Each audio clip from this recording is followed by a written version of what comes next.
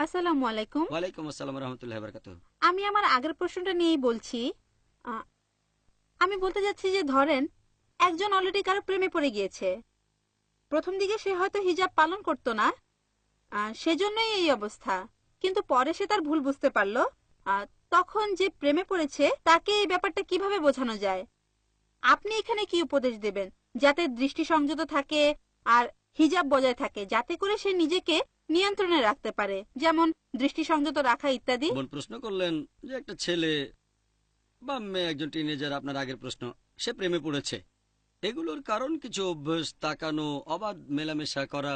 এখন সে বুঝতে পেরেছে, তাকে কি উপদেশ দেব যাতে সে বের হতে পারে। এখানে প্রশ্নটা হলো প্রেমে পড়া নিয়ে। কতটা প্রেমে পড়েছে সেটা গুরুত্বপূর্ণ। প্রথমে একটা সার্ভে করতে হবে সে কতখানি প্রেমে পড়েছে, তার প্রেমের গভীরতা কতখানি, ছেলেটা ইসলামিক শরিয়ার কোন লেভেলে পড়ছে অথবা সে মেয়েটা। প্রথমে এই সার্ভেটা করব, তারপর আমি তাদের উপদেশ দেব।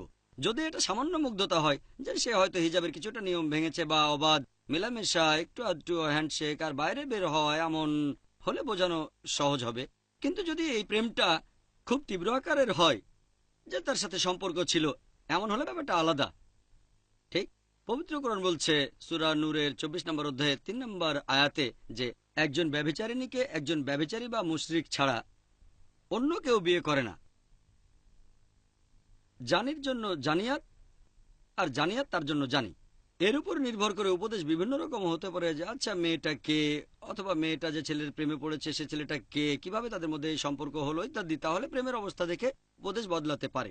যদি এটা তীব্র হয় তাহলে প্রথমে আমি দেখব সেই ছেলে অথবা মেয়ের মানসিক অবস্থার উন্নতি হয়েছে কিনা, আর অন্যদিকে যে মেয়েটা বা ছেলেটা, তার মানসিক অবস্থাটা কেমন বোঝানোর চেষ্টা করব। আর দুজনেই যদি সরল পথে চলে আসে কোনো সমস্যা নেই। যদি দুজনেই সরল পথে চলে আসে, দুজনেই তাদের ভুল বুঝতে পারে, কোরআন হাদিস মেনে চলতে রাজি থাকে, আমি বলবো বিয়ে করে ফেলো।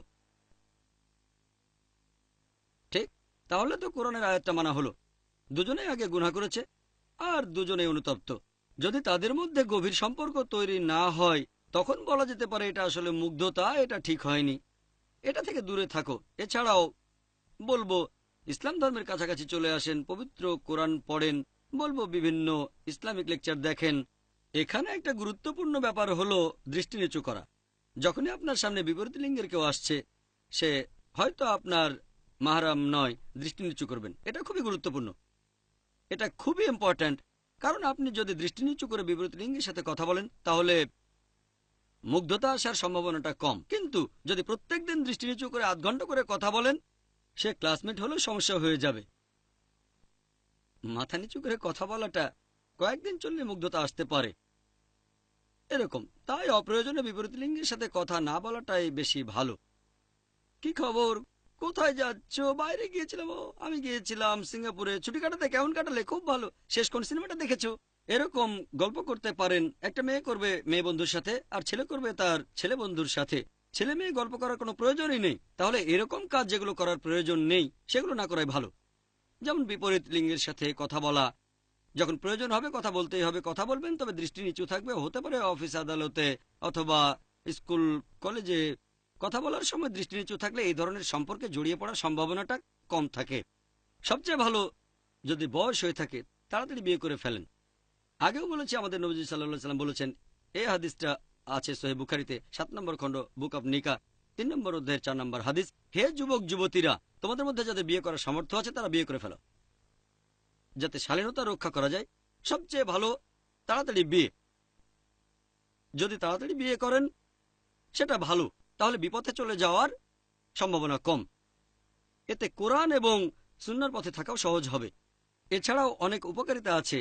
তাড়াতাড়ি বিয়ে করলে ভালো, তাই নিজের জন্য একজন জীবনসঙ্গী বেছে নেন আর খুব বেশি সময় নেবেন না। আমি তো একজন ভালো জীবনসঙ্গী খুঁজছি। আমার বয়স এখন 20, তারপর 21, 22, এভাবে 30 হয়ে যাবে। ততদিনে হয়তো অনেক প্রস্তাব ফিরিয়ে দিয়েছেন। 35 বা 40 বছর পর্যন্ত অপেক্ষা করে আপোষ করতে বসবেন না। তাড়াতাড়ি হলে ভালো। কয়েক মাস বা কয়েক বছর পরে হয়তো দেখবেন মন মতো পাত্র খুঁজেই পাচ্ছেন না। এ ব্যাপারে তাড়াতাড়ি সিদ্ধান্ত নিতে হবে, বেশি দেরি করবেন না। তাহলে শেষের দিকে এমন অবস্থা হবে, তখন ভাববেন ও আগের ওই ছেলেটা 10 গুণ বেশি ভালো ছিল এই ছেলের চেয়ে। তাকে বাদ দিয়েছিলেন, ভেবেছিলেন সে ছেলে গুণবান না আপনার নিজের সংজ্ঞা অনুযায়ী। যাকে বিয়ে করলেন তার চেয়ে 10 গুণ ভালো, এরকম হতে পারে। তাই সিদ্ধান্তটা আপনার। আর এই সিদ্ধান্তটা নেওয়া বেশ গুরুত্বপূর্ণ। সেজন্য আপনি পরামর্শ নিতে পারেন তার কাছে, যিনি বিশেষজ্ঞ অথবা যিনি অভিজ্ঞ, যিনি পথনির্দেশ দিতে পারেন। এটা বেশ গুরুত্বপূর্ণ। আশা করি উত্তরটা পেয়েছেন।